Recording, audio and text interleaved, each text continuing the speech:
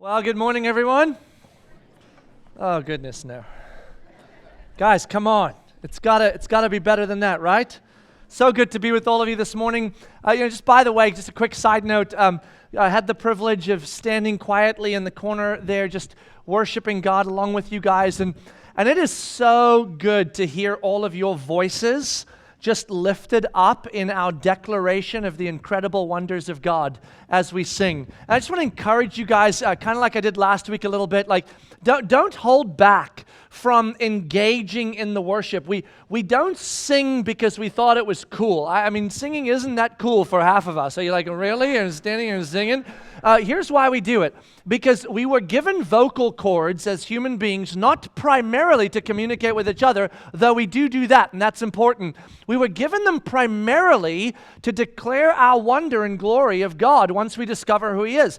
Everything you have, everything I have is given to bring glory to God. So when you have the opportunity to take these things and use them to express wonder to God, then use them. You know what I'm saying? They don't have to be pretty, just use them. Because we don't sing to be loud or to be cool, or we don't not sing because it's weird. We sing to declare the wonders of God. And so whether it is, again, the freedom of expressing with some clapping or some amens, or just singing from deep inside of yourself and giving it your all because He made you with vocal cords so you could. That's why we do it. So let's do it. You know what I'm saying? Let's do it.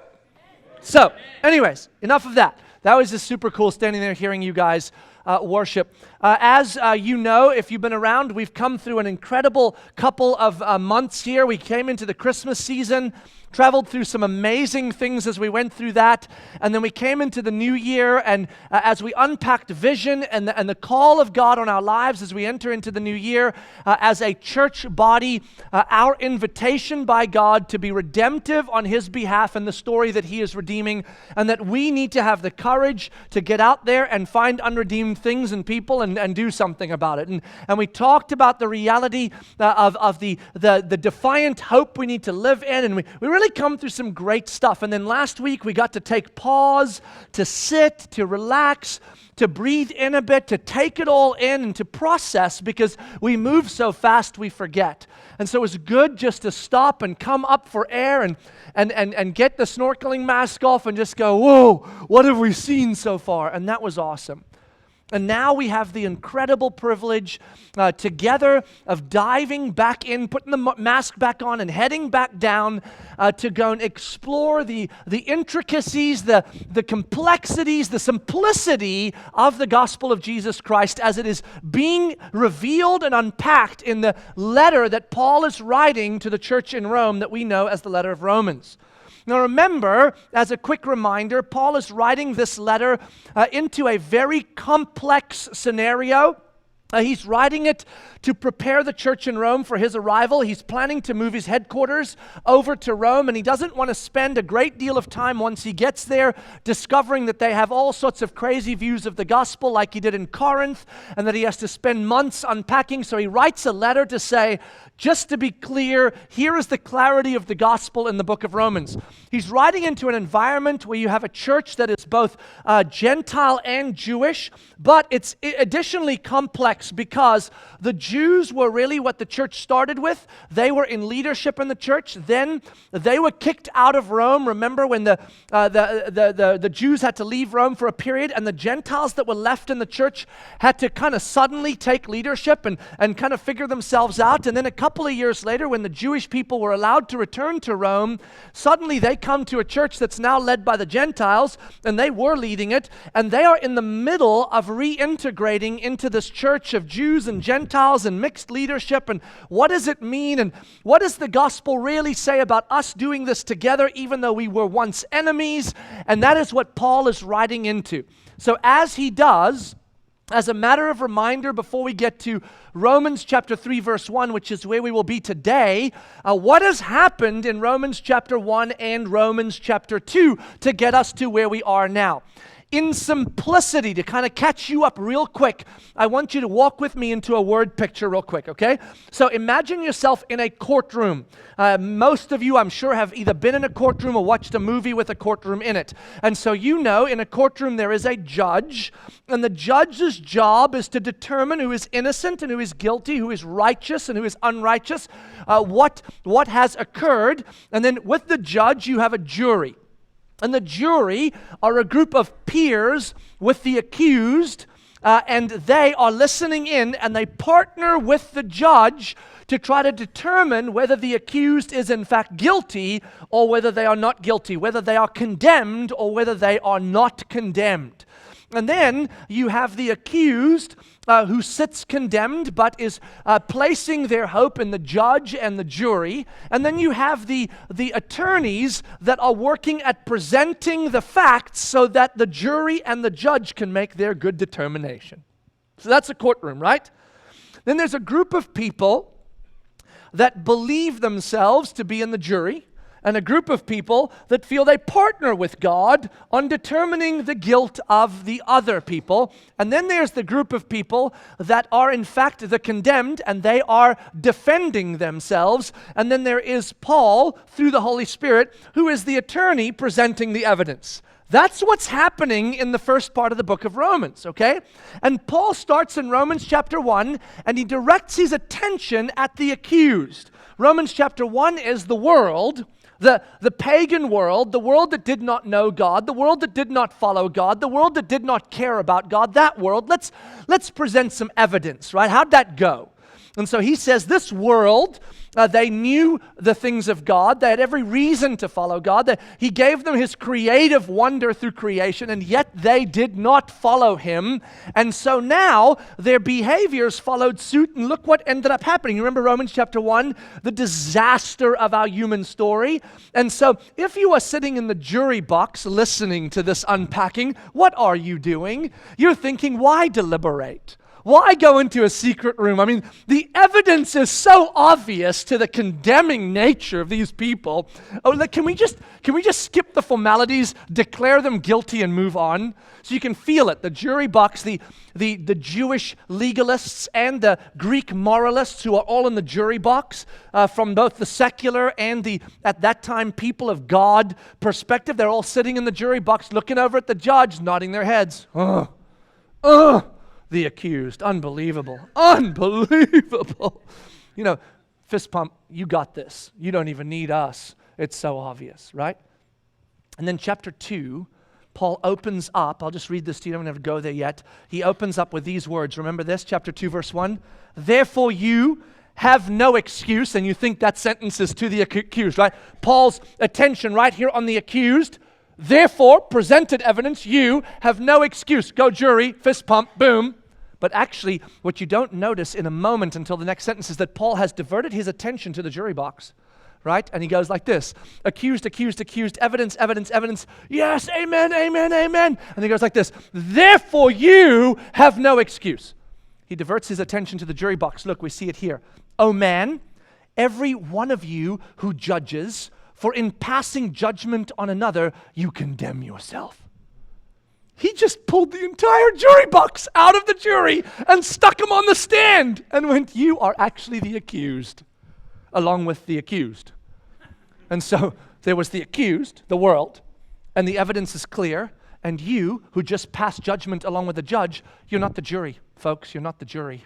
You are the accused, and you are as guilty as the one you just judged. That's a shocking moment. You know, we kind of go, But it must have been shocking for the jury, right? Whoa, what just happened? And then for the rest of chapter 2, remember, Paul actually speaks directly to the Jewish people, the people of God.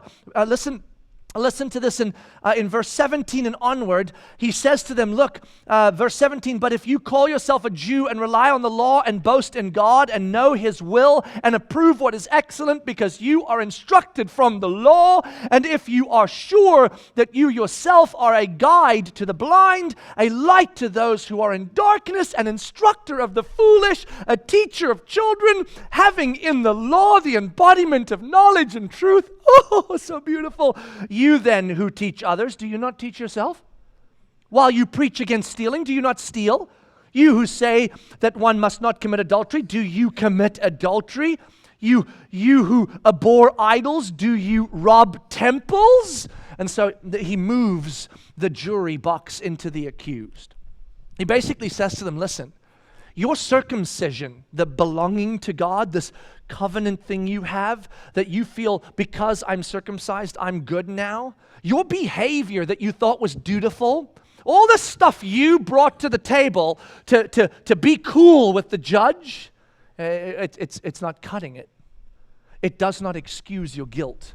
It does not remove you from the accused box, and it does not cause you not to be condemned.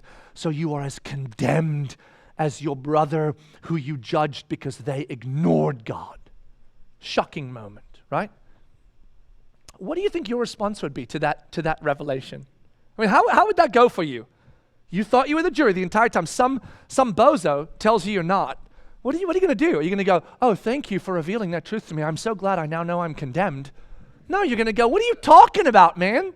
So you're going to argue with him now, and Paul has been around the block enough, doing this for years now, engaging with both Gentiles and Jews, so he already knows the arguments that are brewing in the minds of those who will read the letter of the Romans. He already knows what's going to come next, and so he beautifully, inspired by the Holy Spirit, actually begins to present the very questions that you and I would think if we were moved from the jury box into the accused, and immediately jump into a self-defense. No, this can't be, right?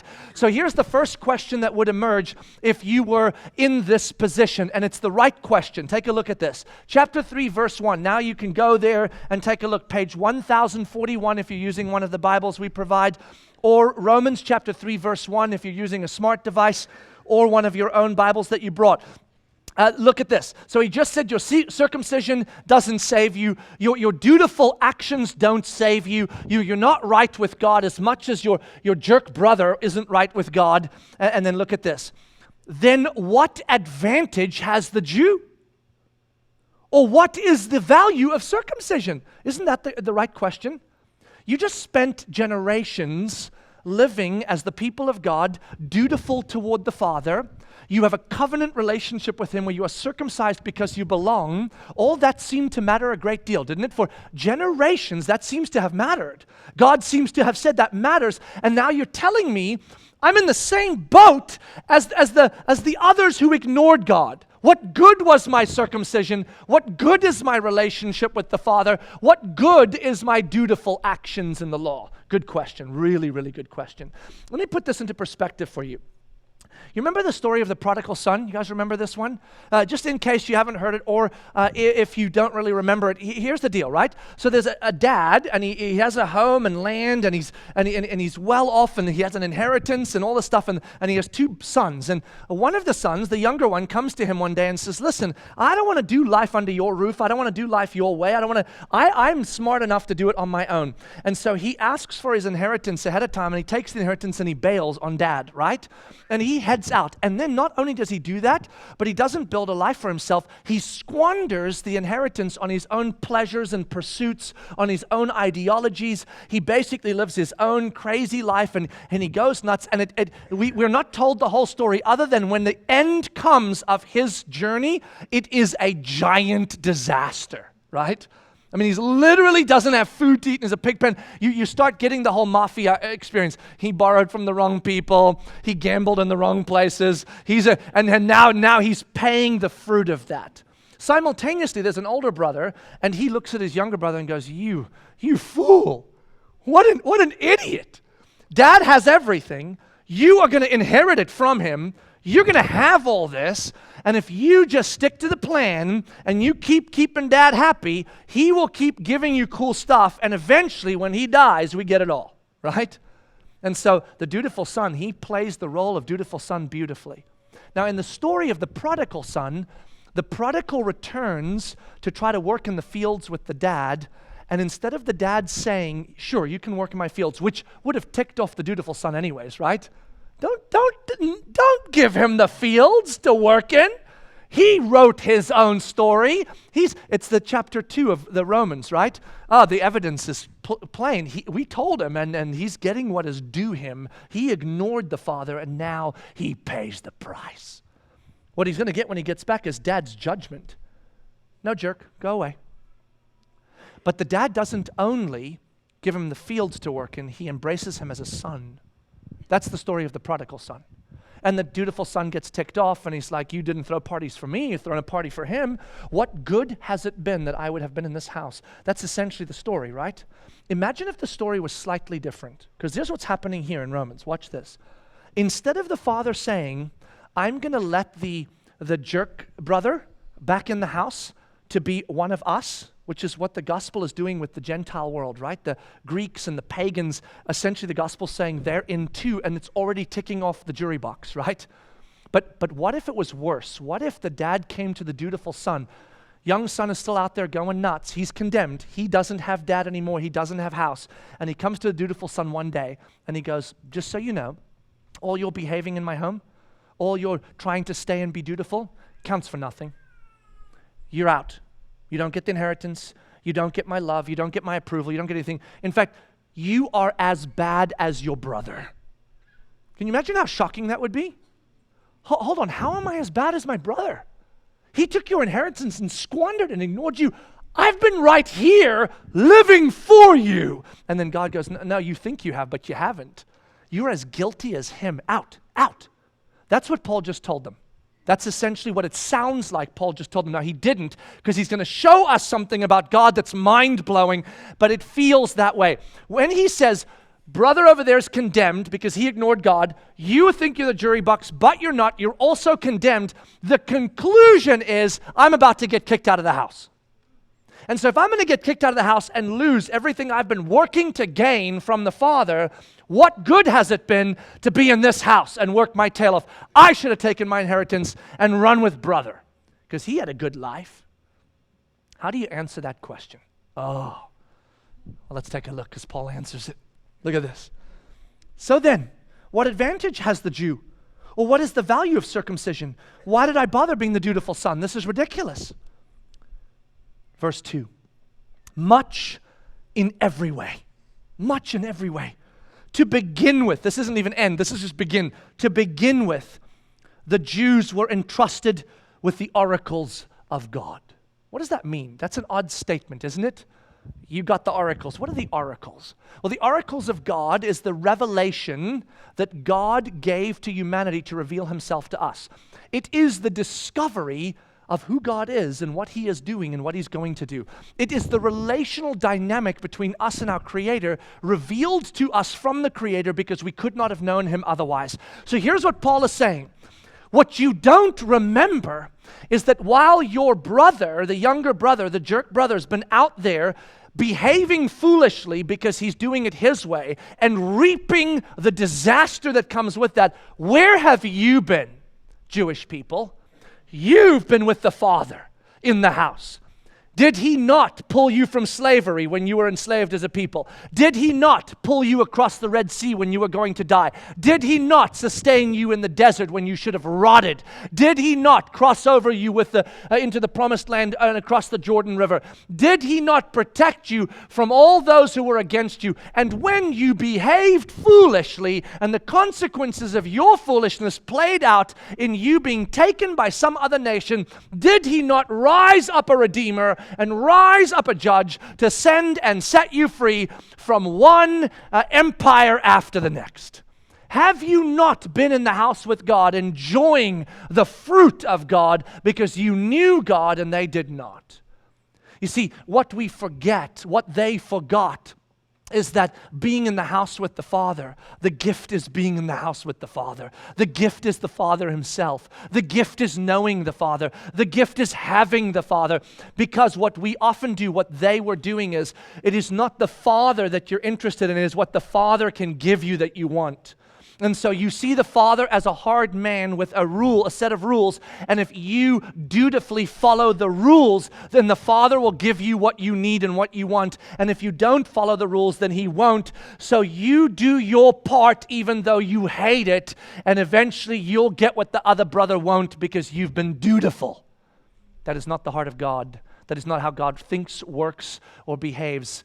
The beauty of the oracles of God is that they would know God and have God for themselves. The other people didn't have him. The younger brother, squandering himself, was not with the father. There's no photographs, there's no Facebooks, there's no memories, there's no beautiful family moments. He's out wasting his life while you were home with dad. That would be enough. If you are now condemned and all you got out of this deal was that out of duty you ended up having the father for most of your life and now you lose him, even if that were true, that would be enough. But you're not going to lose him. Don't you get it? Not only did you have him, but what he's going to show you right now is that in your condemnation, he's not kicking you out.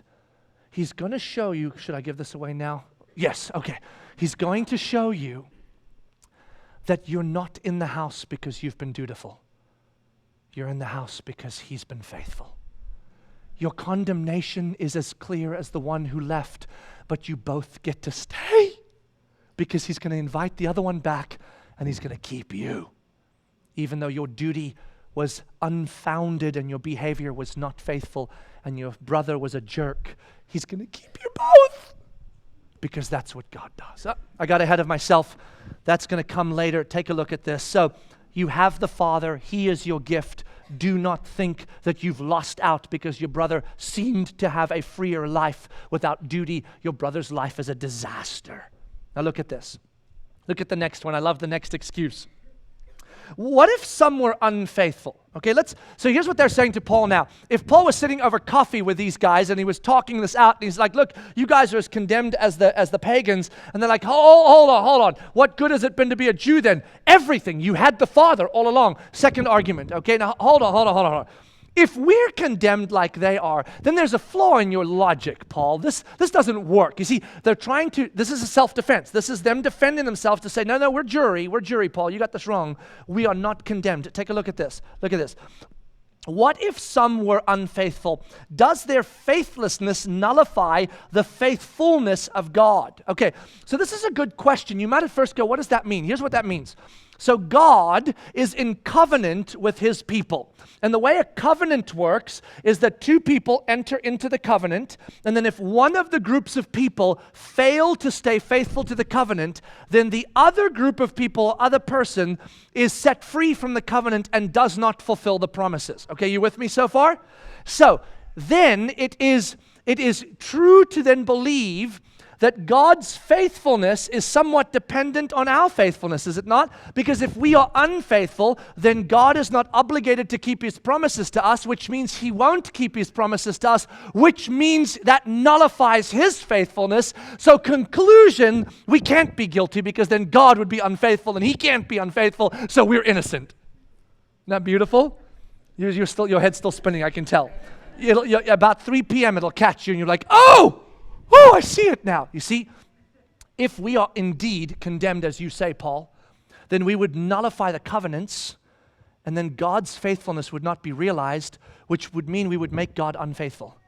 And God would never allow that. So we are faithful, because if we weren't, then God would be unfaithful, and he can't be. Oh, pull that one. Back in the jury box. Not yet, not so fast.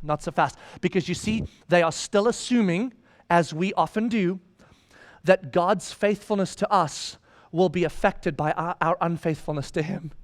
But what he's about to show them is you have no idea how awesome God is.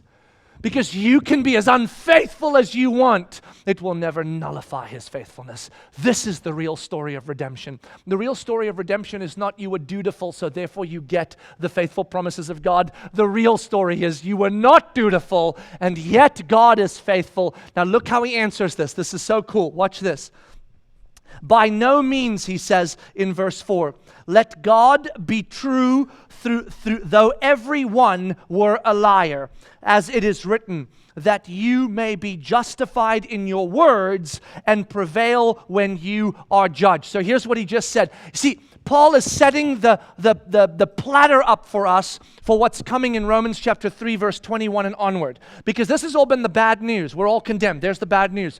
The good news is that our unfaithfulness is not nullifying God's faithfulness. In fact, not only is it not nullifying it, it is increasing it. Because when you are faithful because someone's been faithful to you, that's faithfulness. But when you are faithful when someone's been unfaithful to you, that's incredible. And so if we have been unfaithful and God still keeps his promises to us, what does that make him? It makes him extraordinary. And that's what Paul is setting the platter up for right now. He's going, what you're going to discover as we finish the book of Romans out in the next 14 years is that at the end of the day, your unfaithfulness is real and you are condemned, but it's not going to nullify God's faithfulness because he will never condemn himself because he cannot, because he is good. Your hard father that you thought you had to please to get stuff from is not nearly as hard as you think. And the rules he had were not so that you can please him because you're not capable. They were to show you your condemnation so that you would know the gift is not the rules, the gift is the Father behind them, who will make things right for you. See, he's setting us up. He's setting us up because there's some complex and beautiful things coming in Romans 3:21 and onward about this. Now, look what he says, okay? So God is always going to be faithful, even when we are unfaithful. And then the next argument, boom, here we are. You can see it in the courtroom. The defense is working it, right? What good is it being a Jew? It's very good. You had the Father. Well, okay, fair enough, but we can't be unfaithful because if we are, he won't keep his promises, and if he doesn't, he's unfaithful, so that can't work. No, God is faithful even when you are unfaithful. Really? Okay, fair enough. Give me a second. Let me think that through. God is faithful even when I'm unfaithful. I got it. Here's my next defense. Ready? If God is faithful even when I'm unfaithful, then what good is being faithful? We're back to dutiful son. What's the point? If I didn't have to be the dutiful son for God to be faithful and give me what I want, then why didn't I go do younger brother stuff? Because I've been doing this and it's hard. And it's burdensome. And I thought I had to do it to get him to do what he needed to do for me, but now you're telling me he doesn't. I'm going to go do it. And you see, they're not actually believing this. They're arguing with Paul to say that's a ridiculous argument, because if that's true, then every human being will go do whatever they want because they'll realize God's going to be so gracious, he's going to excuse all your sin. Because isn't that what Paul is saying? Isn't that what he's saying? Even when you are unfaithful and you are horrible, God is just going to love you anyways. That is a grace that excuses sin. Now, Paul is going to set something up here that we're going to spend the rest of Romans trying to figure out. And when we do, we're going to be like, oh! Because what he's about to do here is the wonder of the gospel. Okay? Because we think God has to be either totally gracious, excusing our sin, or totally judgmental, not excusing our sin, but God has a plan that's bigger than both of those, that makes them both true simultaneously, and that is the gospel in its truest form. So let's take a look how Paul lays this up and prepares us for what's coming in the rest of Romans. Look at this. Verse 5, but if our unrighteousness serves to show the righteousness of God, oh, that's beautiful. What shall we say? That God is unrighteous to afflict wrath on us? I speak in a human way. Here's what Paul's saying is, he's saying your argument is that if my unrighteousness, God is faithful despite my unrighteousness, then the best way to make God awesome is to be super unrighteous, right? Because the worse I am, the more he seems faithful. Do you see how that works? Wow. It's like us, like, wow. For example, you're in a relationship with someone, maybe a spouse or a kid, and they are just a disaster zone toward you. The worse they become, if you continue to remain faithful, the more beautiful your story becomes. See, that's what we've missed in our society. We think the cool thing to do is my spouse starts treating me bad and they're unfaithful and they do stupid stuff. I got it. Okay. Well, they deserve it. I bail.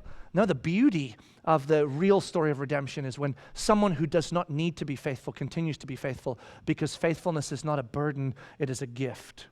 And so what they're saying here is the worse I get, the more God's faithfulness will be profound. So if that's the case, watch this now. This is the self-defense. Then how could God judge my unfaithfulness as wrong when my unfaithfulness is making him beautiful? See, so I can go be unfaithful, and then God will high-five me because he'll say, man, you are so unfaithful that it's made me look super good. So then how can you judge me for my unfaithfulness? Because if you judge me for my unfaithfulness, then you're saying what I'm doing is wrong, but what I'm doing is making you awesome. What they're trying to say is God either has to excuse my sin, or God has to tolerate my sin, or I'm not actually sinful. Do you see that? There's the three lines of defense. I'm not sinful. He has to tolerate my sin, or he has to excuse my sin. And what Paul's going to say is, you still don't understand the gospel because I haven't finished the book yet. So let me show you what God actually does. Watch this. Verse 6, by no means is what you just said true. For then, how could God judge the world? So this is a beautiful statement, because here's what Paul is setting up for us. God is not excusing your sin with his grace, because then he would not be just. And God is always just. God is judging your sin as he should, because God is just. But if he were to do that without a secondary plan, then you and I are separated from God forever and damned. And that's not going to go well for us. And then God doesn't keep his faithful promises that he made to us, which makes him not faithful, right?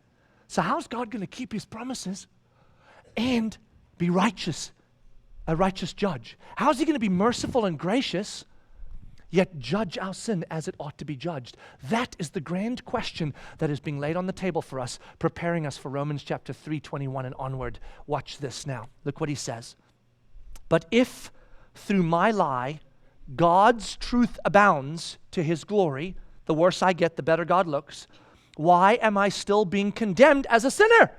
The worse I do, the better God looks. Why is he judging me? And why not do evil that good may come? Why not do that? As some people slanderously charge us with saying their condemnation is just. What Paul just said here is this. You're asking the question, if God is going to judge me, how can he judge me if what I'm doing is making him more awesome, right? I shouldn't be judged. And what Paul's saying is, no. God is going to judge the world and everyone in the seat of condemnation. He's going to do that, so buckle up.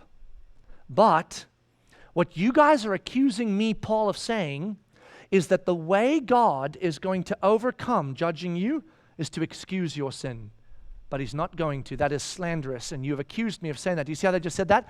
If what you're saying is true, then we ought to just behave badly, because frankly, that's going to make God look better. And Paul goes, no. That's a gross misunderstanding of the heart of God. You see, it's still self-centered, isn't it? You're still asking the same question, what do I get out of this deal? Here's the deal.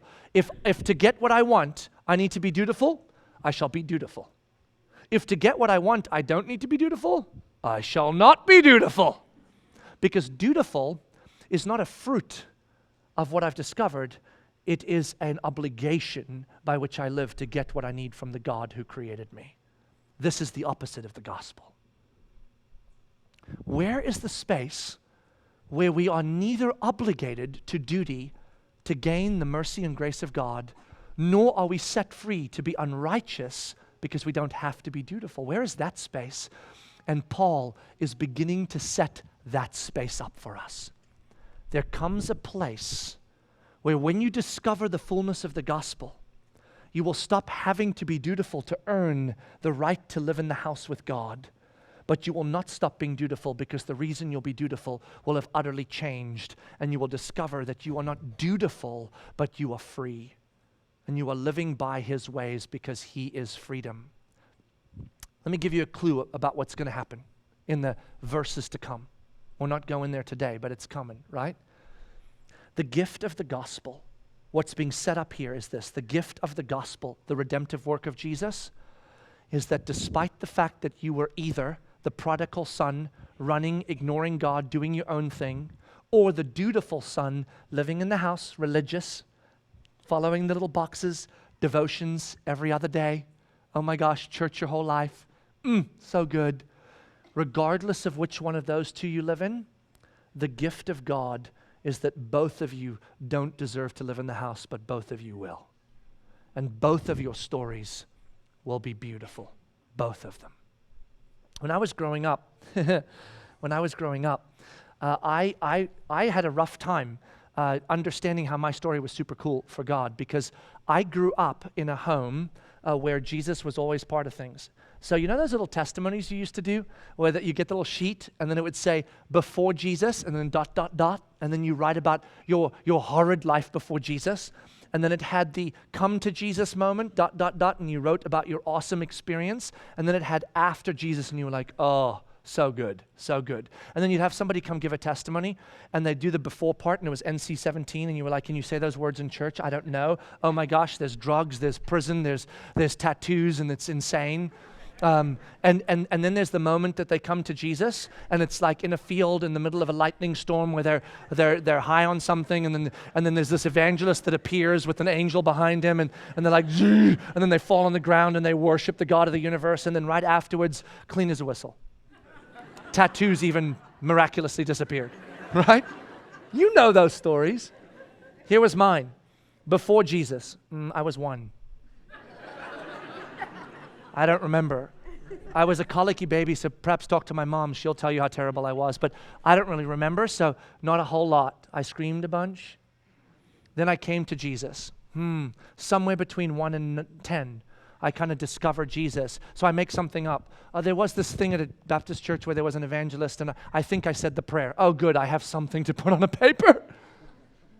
Wasn't lightning, dramatic. I already knew it. But I kind of went, it's new to me. It wasn't really, but they seemed excited. And then afterwards, once I knew Jesus, it was the same as before I knew Jesus, because I always knew Jesus, so I don't really remember the other. That's a terrible story.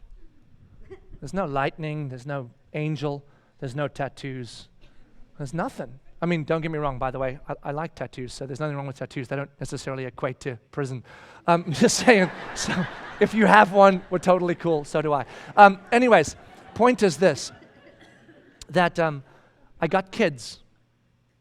And once I got kids, I realized, oh my goodness, do you know which story I want for my kids? My story. I don't want the other one for them. I don't want prison and lightning storms and all sorts of stuff. I just want mine, that someday they get a piece of paper and it says before Jesus, and they go, I don't really remember. See, the dutiful son, our temptation is that we will think that we're in the house because we've been awesome. But we've been awesome because Jesus saw fit to save us from the terrible story, not to save us through the terrible story. And to the prodigal, you think that you wrestle with the fact that whether you're really redeemed, but you are because you're in the house. And Jesus saved you through the terrible story, not from it, because your story matters to all of us.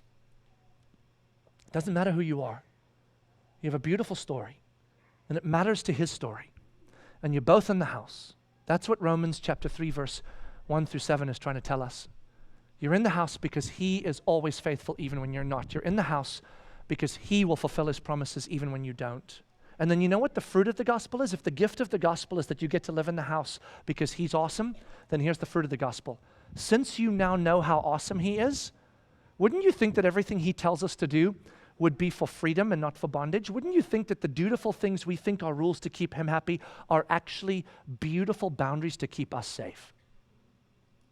You start living a righteous life not because you feel you need to prove something to God, but because he's already proven something to you. That he's not a hard father that you're trying to please. He is a good father trying to keep you safe. Do it his way. Because when you do, you are safe. Do it your way. And if you do, you will not be safe, but he will still be faithful. We are free. We are free indeed. Welcome to Romans, baby! Let's pray. God, you're so good. You're so good. We're right here in the middle of the bad news, God. We just found out we're all condemned, whether we were in the jury box or on the condemned seat. We've laid out our defense and it falls flat. And all that is born out of our defense is your extraordinary faithfulness. All that's born out of our defense is your extraordinary grace that doesn't come to excuse our sin, but that does the necessary redemptive work to undo our sin. So that we are righteous not because you have excused us, but we are righteous because you've paid for us. God, all this is yet to be found in the book of Romans, so we're excited, we really are. But we thank you for this little glimpse that you've given us in the middle of the bad news, that things are about to get more extraordinary than we've ever imagined possible. Thank you that we discover through the gospel that our dutiful life buys us nothing, and yet we still gain everything. and our rebellious life should buy us absolute disaster. And yet, your grace buys us a way back. Remind us that the gift of the gospel is you, not what you give us, not the blessings we can extract from you, not a better life or more stuff, not happiness and health and wealth. Just you, oracles, revelations, relationship with you. And then a discovery of your precepts, your ways, your commands, your instructions, that as we put them into practice, we discover are actually for us, for our safety, for our well-being, not to please you, because you are already delighted in us. God, you're too good. Whether we are prodigal or whether we are dutiful, remind us that neither of those matter much, because we are condemned, because we are sinful. And yet, neither of them undo your grace and mercy in your redemptive work to undo our sin by paying the price for it. Stir in us an awe of not only who you are, but what you've called us to live like, so that we might live out the freedoms you've set us free to enjoy by following your precepts, doing things your way, trusting your word to be a gift to guide us into our freedom. We love you, Jesus. Amen.